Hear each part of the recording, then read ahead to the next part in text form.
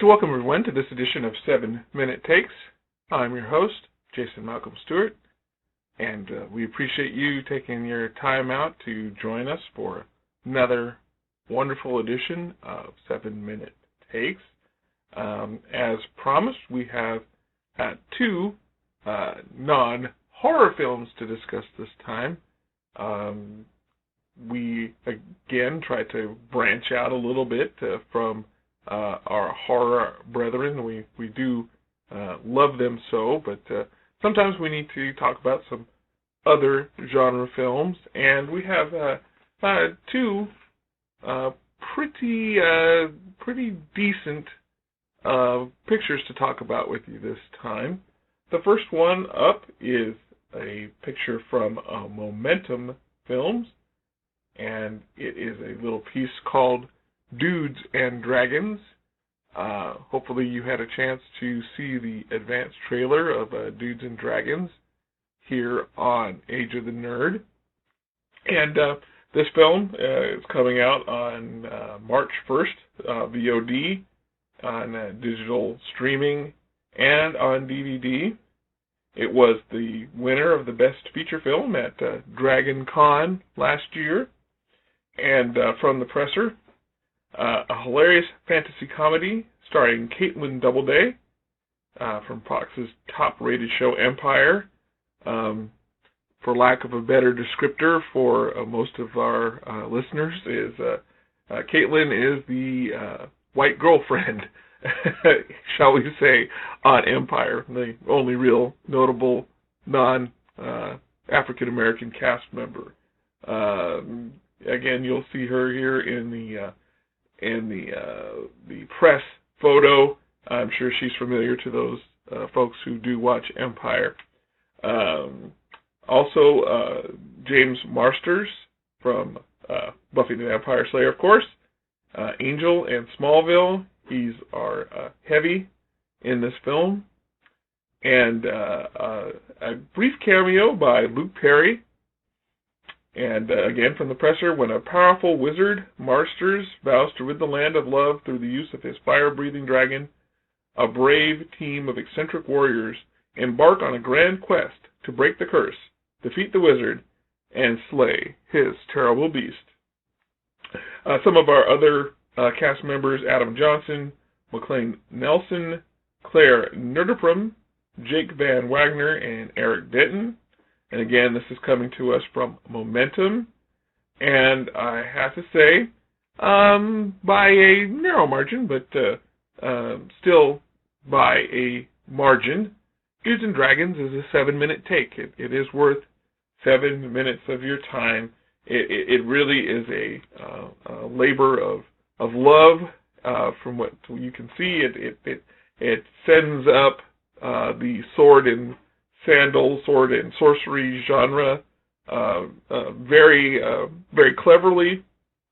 Again, you'll like the cameo by Luke Perry. It will add a little bit of humor to get you started off in the piece, and it manages with some good clever use of both the script and the visual effects. It manages to send up most of your medieval sorcery fantasies. It squarely has things like Game of Thrones in the crosshairs, but also Lord of the Rings. To be honest, Star Wars.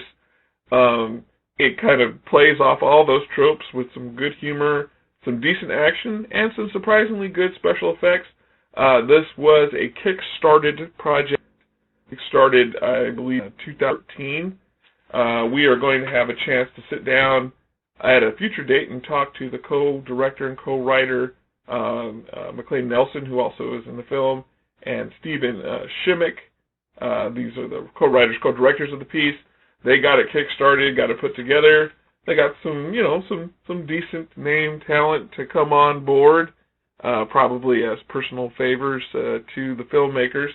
And the result is a very watchable, in most part, little piece. Again, if you're coming here expecting Shakespeare, you're going to probably be a little disappointed. But if you come, just hoping to have a couple of laughs, see some decent stunt acting, see some decent special effects, and again are prepared to kind of laugh at some of the trope elements, some of the genre elements of the sword and sorcery kind of film, and a film that certainly doesn't take itself too seriously, doesn't take the subject matter too seriously, has a lot of fun with itself.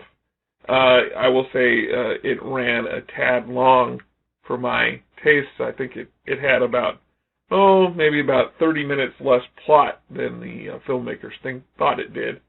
But overall, a worthy effort, a lot of fun. You won't feel bad if you take a couple of minutes of your time to sit down and watch this one. It's a good date night kind of movie, and yes, there is geek date night for all you skeptics out there. So if you're looking for something to spice up your geek date night, Dudes and Dragons is a 7-minute take, and I would give this film 2.5 Vaders.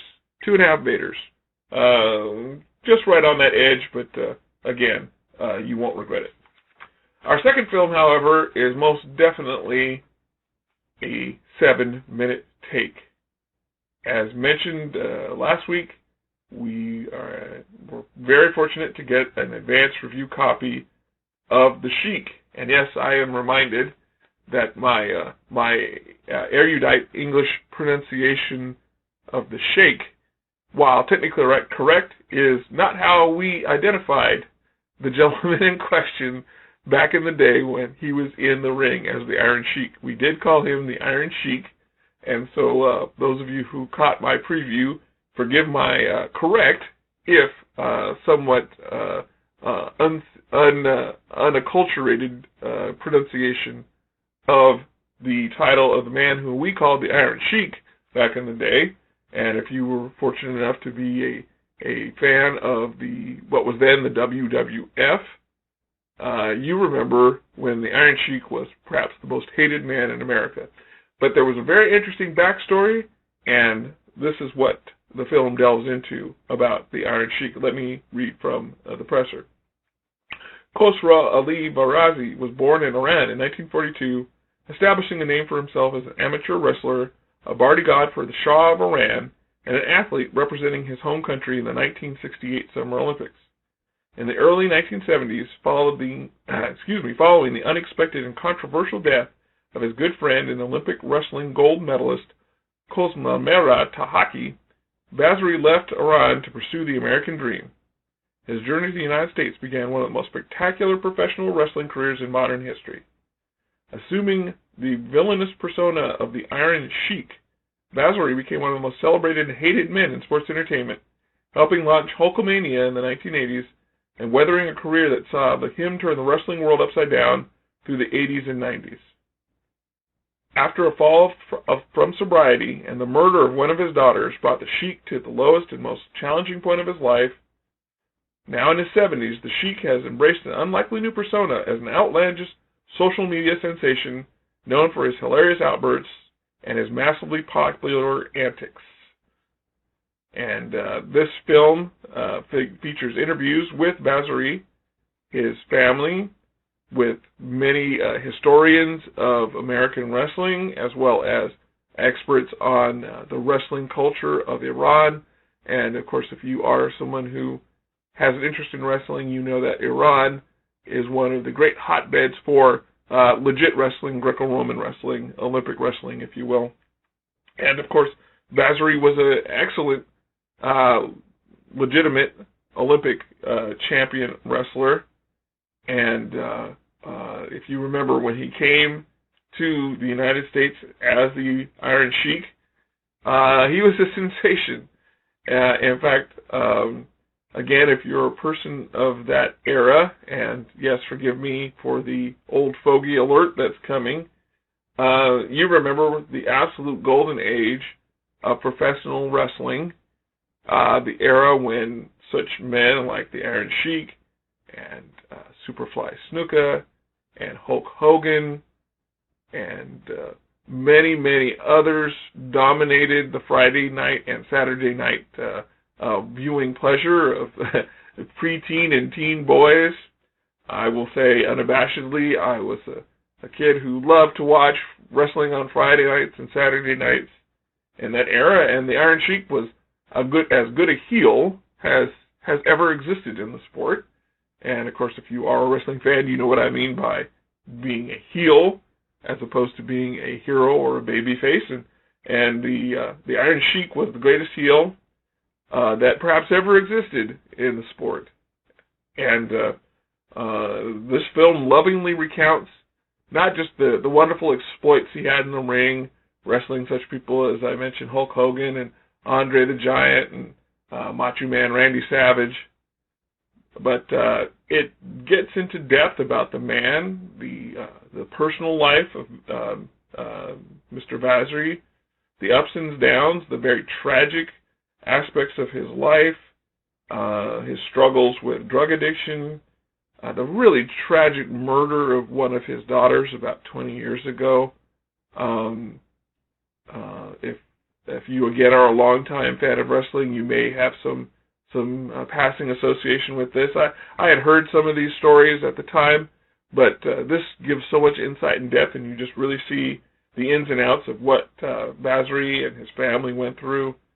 And really, it just relates so well the life of the men and women who are involved with the sports entertainment profession of wrestling. It's really a love letter, this movie, to these men and women.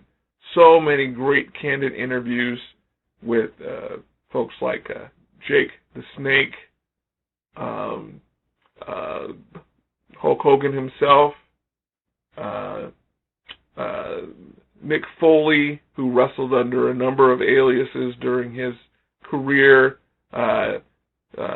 Jimmy Superfly Snuka, a number of gentlemen who are no longer with us. The interviews are just at depth and in breadth, and I should not neglect to mention the great and generous time that Dwayne "The Rock" Johnson spends on this film. Johnson's family was very close with Vaziri's family, as you well may know. Johnson came from a wrestling family. His father, Rocky, wrestled in the 70s and 80s, and of course, Dwayne Johnson, before his career in movies, was the very popular wrestler known as The Rock. And he gives quite a bit of flavor and color to this movie. He speaks with a lot of warmth about Vaziri and the things that Vaziri did for his career. He actually reveals the secret of his catchphrase as a wrestler, jabroni. And this is something that actually Vaziri invented or was used, and The Rock adopted that term and sort of as an homage to the Iron Sheik. If you are a wrestling fan, you may well be familiar with the documentary of about 12 or 15 years ago called Beyond the Mat, which again details the inner life of wrestling behind the WWE facade. That is one of the great documentaries about a particular sporting profession I think that's ever been made. It certainly is the best documentary ever made about wrestling. This, my friends, is very close to that movie. It's an extremely well done movie. Even if you're not a wrestling fan, I think you'll find a lot to be captivated in the story of a rise and a fall and a redemption of an American family, of an American icon who finds in this very strange social media age a new niche for himself after years of struggle and problems. If you are an aficionado of wrestling, especially wrestling from those decades I mentioned, the 70s and the 80s, it'll be a wonderful walk down memory lane. There's a few shots of him with the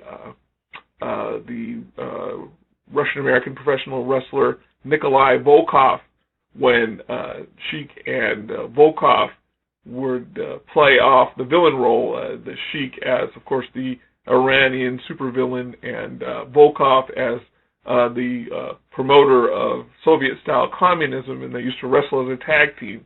And I can speak from experience, folks, the the amount of hostility that those two men used to encounter walking into an arena full of rabid wrestling fans during the Reagan 80s used to just be insane. It's nothing that is replicated today in modern wrestling. There is no, even wrestling has kind of cleaned up its image a little bit in the wake of some more politically correct times, and those more incorrect times.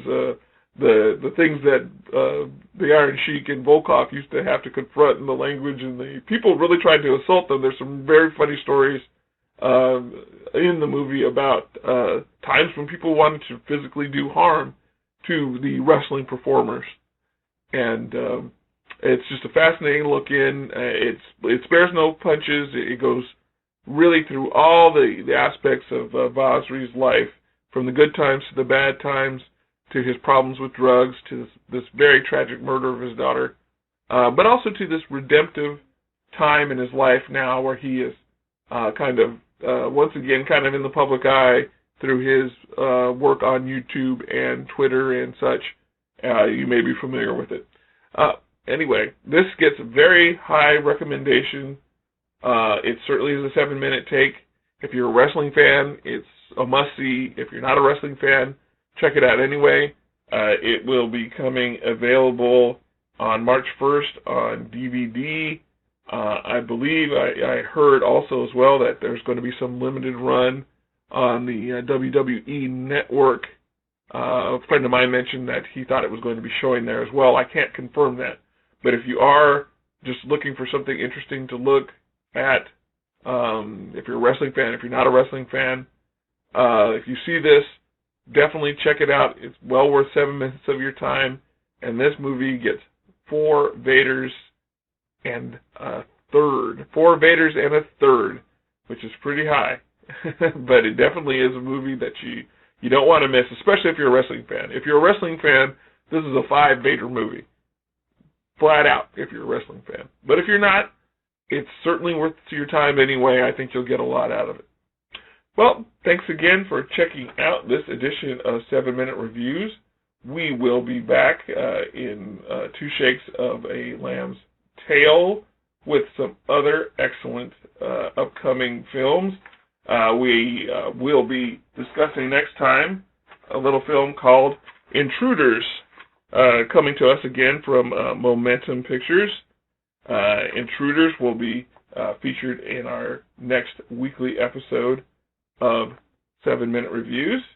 And along with Intruders, we're going to be looking at a film from Spain, a film called The Corpse of Anna Fritz, a very intriguing foreign horror film coming to us from the glorious land of España, and we'll be looking at that one next week. Once again, we'd like to thank you for your time and attention. We appreciate you checking us out here on Age of the Nerd. We hope that you are finding us for all things pop culture. Hope you're enjoying all the new features and things that are going on here. We'd love to hear from you in any format that you'd care to contact us. Leave comments here on this YouTube page. Follow us on Facebook. Follow us on Twitter. Keep checking out the site. Lots of great things going on. Once again, I'm your host, Jason Malcolm Stewart, and I'll catch you on the flip side.